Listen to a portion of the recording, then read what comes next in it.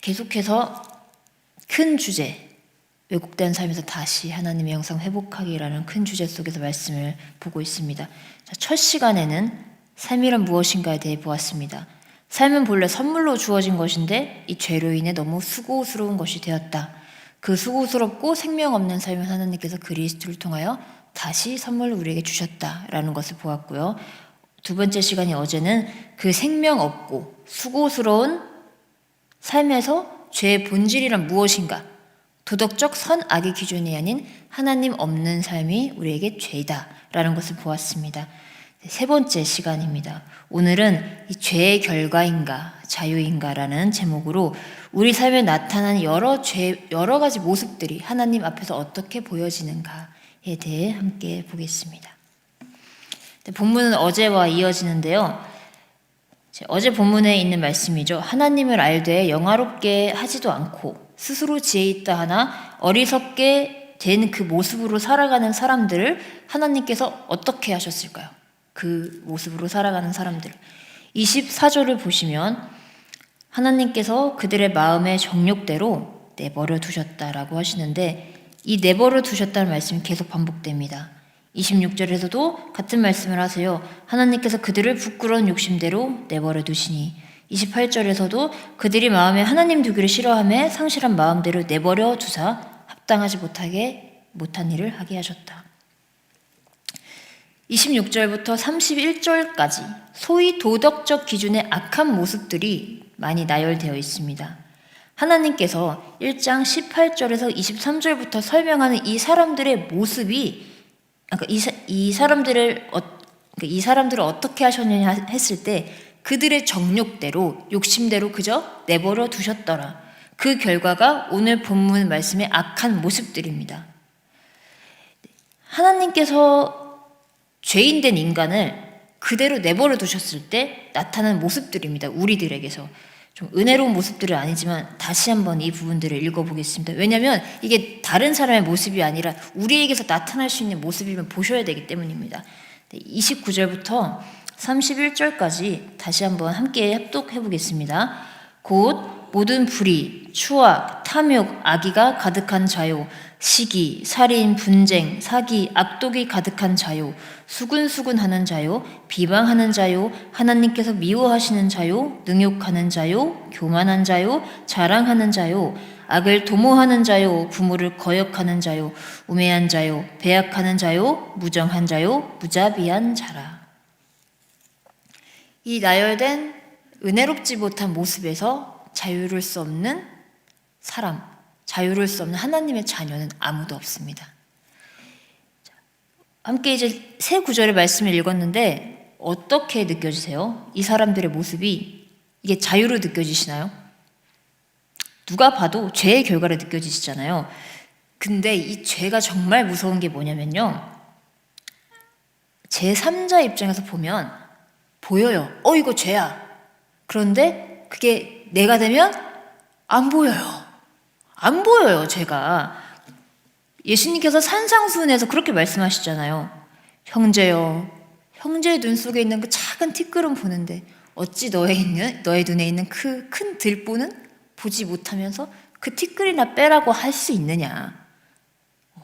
이 말씀이 이와 같은 맥락 속에서 이해가 될 수 있습니다.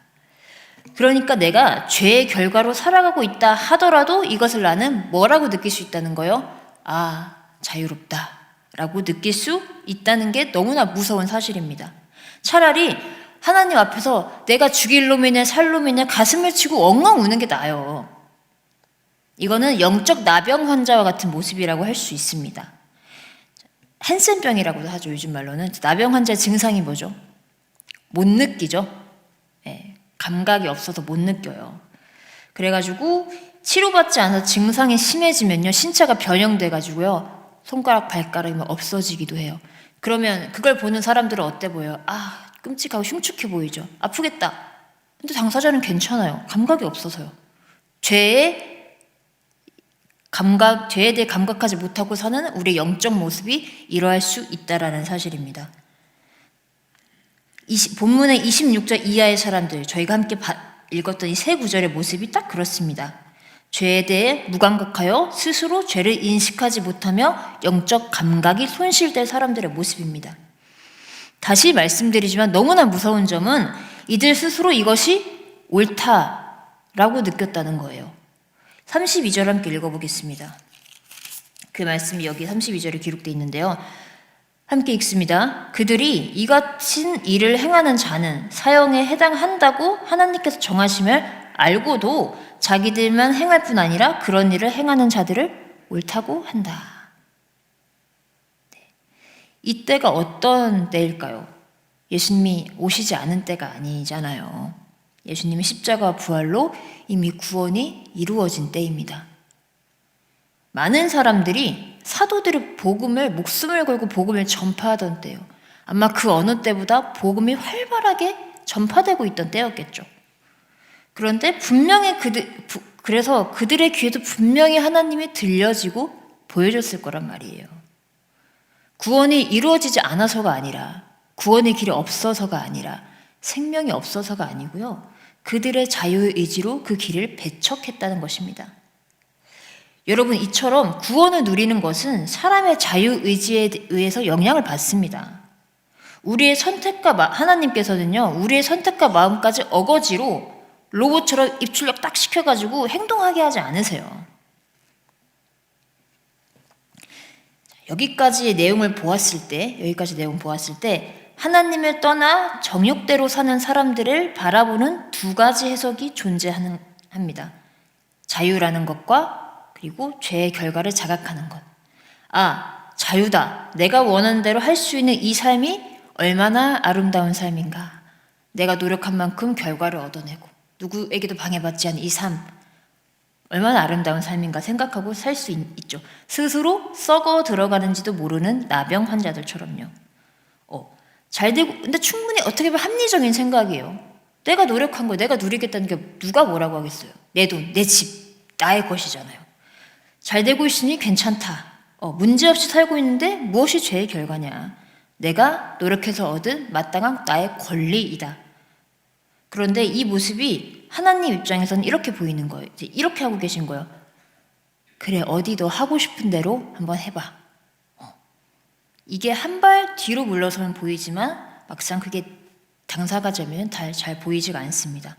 하나님께서는 어디 내가 원하는 길을 한번 끝까지 가봐라 라고 말씀하신 또 다른 심판의 모습임을 아셔야 합니다. 여기까지 말씀을 들어보시니 어떠세요? 여러분 교회 잘 다니고 계시고 또 믿음 생활을 잘 하고 계시니까 나는 여기로부터 자유롭다라고 느끼실 수 있으실 텐데요. 완전한 착각입니다.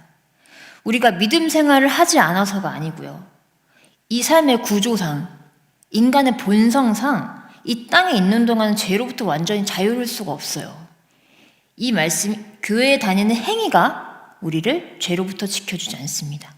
예배 행위가 우리를 죄로부터 지켜주지 않습니다. 그리고 우리의 직분도 죄로부터 지켜주지 않습니다. 무엇이 지켜주나요? 말씀이 지켜주죠. 기도가 지켜주죠. 그리스도의 만남을 통해 죄가 벗어지고 남아있는 죄의 모습을 자유가 아닌 죄로 인식하게 되는 거예요. 그게 은혜예요. 정리하면 이 모습이요, 비단 세상 사람들만의 모습이 아니라는 겁니다. 자꾸 하나님을 안 믿으니까 이렇게 되겠지? 아니요. 하나님 믿으면서도 이렇게 사람들 얼마나 많아요. 얼마나 많습니까? 이 이야기를 구약의 말씀을 통해서 좀 보도록 할게요. 북이스라엘 역사 중에서 외적으로는 굉장히 부흥했지만 내적으로는 심각하게 썩어 들어가던 시기가 있었는데요. 여로보암 2세라는 왕 때가 딱 그렇습니다. 이 여로보암 2세 때 북이스라엘은 이제 다윗과 솔로몬 시대에 가까운 최대 영토 범위로 확장했습니다. 큰 땅을 차지하고 있었고 정치적으로도 군사적으로도 너무 전성기였어요. 그러니까 아주 잘 나가요.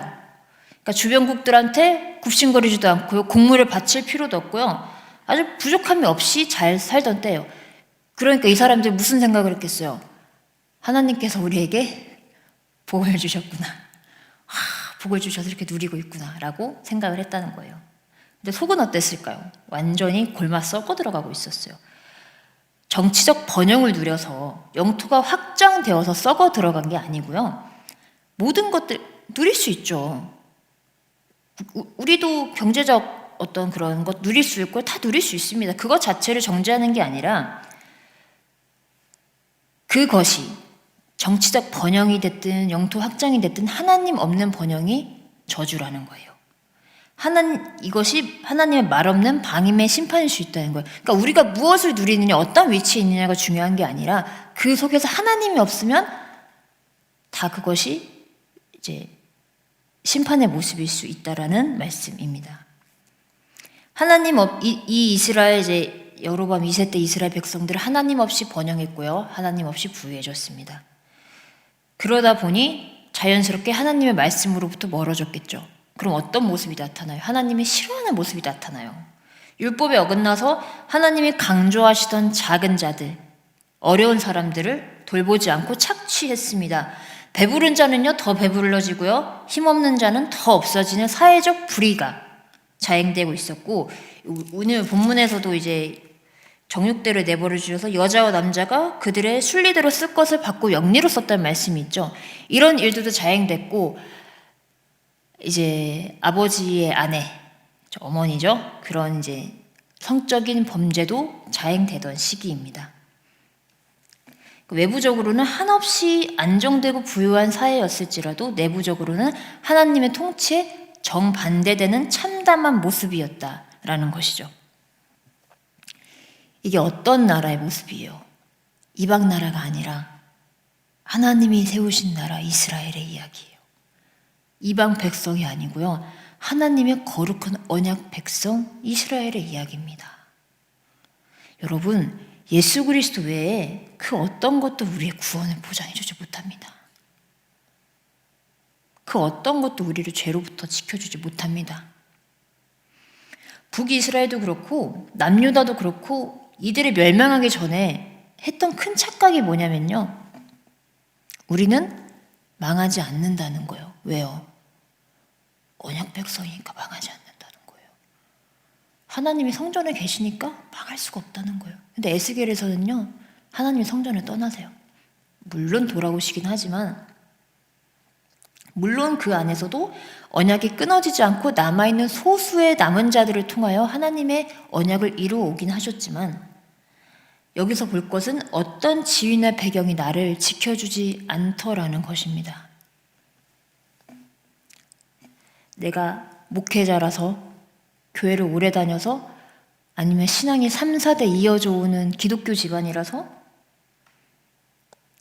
그게 대체 무슨 의미가 있죠?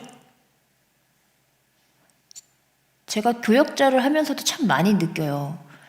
어떨 때는요, 제 삶이 지금 하나님 앞에서 어떤 모습인가를 묵상하지 않고 내가 매주 말씀을 전하고 아이들에게 말씀을 가르치고 이런 역할을 한다는 이유만으로 나는 지금 믿음 생활을 잘하고 있을 거란 생각이 스물스물 올라온다고요. 내가 하나님과 만나고 있나? 교제가 되고 있나? 보지 않아요. 내 역할을 보고 나는 잘 믿고 있어 라고 자연스럽게 그런 생각이 자꾸 스물스물 올라오더라는 거예요. 얼마나 무서워요, 이게. 이런 사람들도 하나님을 알면서 영화롭게 하지 않으면 하나님께서 욕심대로, 정욕대로 내버려둔 방임의 상태일 수 있다는 것을 반드시 기억하셔야 합니다. 그래놓고 하나님 축복해 주셔서 잘해 주시니 나는 복을 누리는구나, 헛소리예요. 속으시면 안 됩니다. 착각하겠죠? 아닙니다. 그건 죄의 결과예요. 자유는요, 하나님의 부재가 아니라 임재 안에서만 존재한다. 하나님 없이 잘 되는 것은 자유가 아니라 방임임을 기억하셔야 할 것입니다. 우리를 죄로부터 지켜주고 죄의 허물을 조금씩 벗게 하시고 왜곡된 삶에서 본래 우리의 모습인 하나님의 형상을 회복하게 하시는 것은 신앙의 연수가 아닙니다. 직분도 아니고요, 오직 예수 그리스도의 만남, 기도와 말씀뿐입니다.